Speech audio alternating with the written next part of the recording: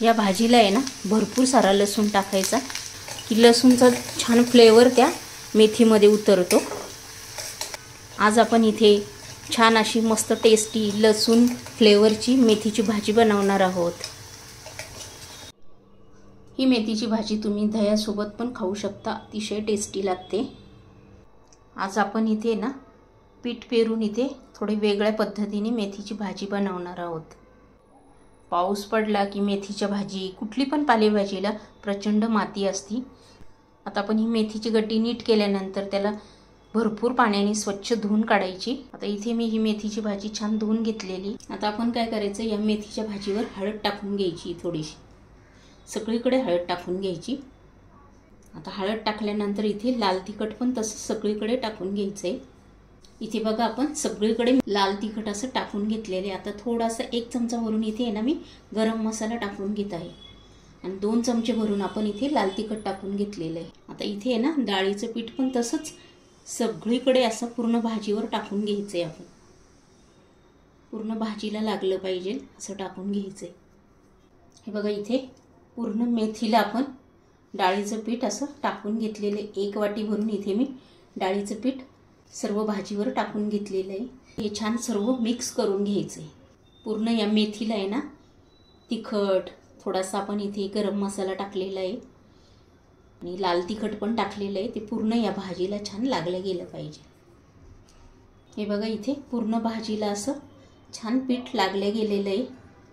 असंच लावून घ्यायचं सेम सर्व भाजीला। इथे आपण कढई ठेवलेली, तेल टाकून घेऊया। तर इथे भरपूर सारा लसूण ॲड करायचा।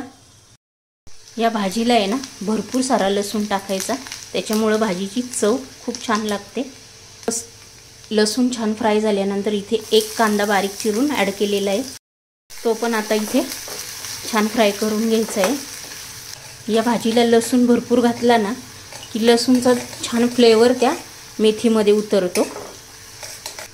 इथे 1-2 मिनिटं हे छान फ्राय करून घ्यायचं आहे। इथे मी 1 चमचा छोटा भरून घरचा मसाला टाकून घेतलेला आहे, तो आता आपण ह्याच्यामध्ये छान फ्राय करून घ्यायचा आहे। लसूण कांदा इथे करपवायचा नाही, छान फ्राय करून घ्यायचं फक्त आपल्याला। छान मस्त असं फ्राय झालेले। आता आपण ह्याच्यामध्ये मेथी टाकून घ्यायची आहे। मेथी टाकून झाली ना की लगेच आता आपण हे मिक्स करून घ्यायचं आहे। पूर्ण फोडणीमध्ये आहे ना ही भाजी छान मिक्स करून घ्यायची। पूर्ण हा जो लसूण आहे ना हा छान या भाजीला लागला गेला पाहिजे। इथे आपण छान मिक्स करून घेतलेली आहे। आता आपण ह्याच्यावर आहे ना झाकण ठेवलेलं आहे आणि इथे मी ग्लासभर पाणी ॲड केलेलं आहे। आता आपण इथे पाणी टाकणार नाहीचे या भाजीत, या वाफेवरच आता ही छान शिजून घ्यायची। इथे आपण झाकण काढून बघूया। हे बघा इथे छान अशी इथे शिजल्या गेलेली आहे। पाणी ठेवल्यामुळे इथे लागली पण नाही आपली भाजी आणि गॅस पण आपण हा मीडियमच ठेवला होता इथे। आता इथे काय करायचं, हाताने मीठ टाकायचं, असं चमच्याने नाही टाकायचं म्हणजे सगळं लागल्या जाईल। आणि मीठ टाकल्यानंतर आता आपण हे छान मिक्स करून घेणार आहोत। पूर्ण छान मिक्स करून घ्यायची की मीठ आहे ना पूर्ण सर्व भाजीला लागल्या गेलं पाहिजे। इथे ना आपण 2 मिनिटं अजून होऊन देऊया। इथे मी आता गॅस बंद केलेला आहे। आपली भाजी इथे हे बघा तयार झालेली आहे।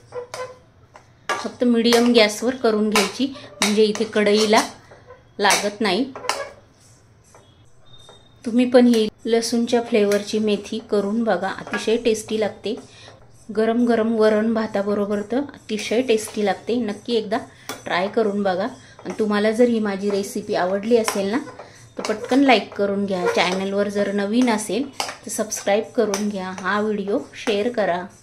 आणि तुम्ही अशी लसूण फ्लेवरची मेथीची भाजी थोड्या वेगळ्या पद्धतीने ट्राय करून बघा, अतिशय टेस्टी लागते।